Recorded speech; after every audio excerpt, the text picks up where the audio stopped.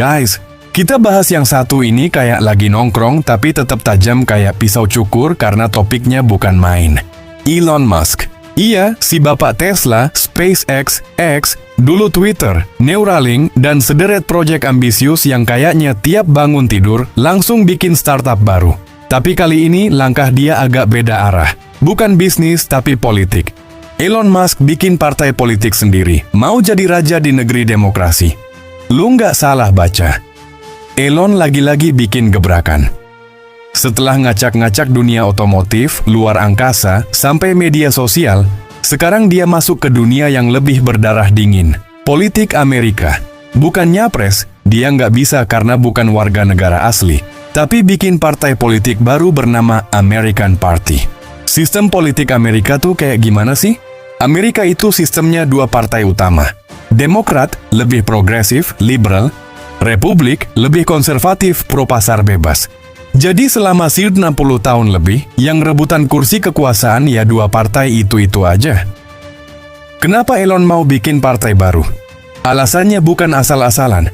Dia kesel sama Big Beautiful Bill, kebijakan utang era Trump yang bikin Amerika tekor triliunan dolar. Dia percaya sistem sekarang bikin rakyat Amerika jadi debt slaves alias budak utang. Dan yang paling penting, dia lihat banyak warga Amerika juga udah muak. Dia bikin polling di platform X dan hasilnya, lebih dari 80% setuju ada partai baru. Elon mau jadi presiden? Enggak. Elon sadar dia nggak bisa nyapres karena lahir di Afrika Selatan. Tapi dia punya tujuan lain. Bikin partai ini duduk di Kongres Amerika lewat pemilu sela tahun 2026. Targetnya? Jadi kingmaker. Si dalang politik, bukan jadi tokoh utama. Dia nggak mau duduk di kursi tapi mau nentuin siapa yang duduk di situ. Terus bagaimana reaksi dari Trump? Trump, dia ketawa aja. Lucu tuh ide bikin partai baru. Mau main-main? Silakan. Tapi ngalahin Demokrat dan Republik? Mimpi. Trump ngerasa dua partai besar ini udah paling top dan semua partai baru ya cuma pelengkap penderita. Tapi tunggu, emang boleh bikin partai baru di AS. Ini dia fakta menariknya. Boleh banget. Nggak ada aturan di konstitusi Amerika yang ngebatasin jumlah partai politik. Bahkan sekarang aja ada 55 partai terdaftar resmi. Masalahnya, nggak ada yang ngangkat karena basis masanya lemah. Platform politiknya mirip-mirip. Nggak punya dana, dukungan, atau tokoh karismatik. Jadi rakyat balik lagi ke dua partai lama. Praktis. Contoh partai ketiga yang nyaris berhasil.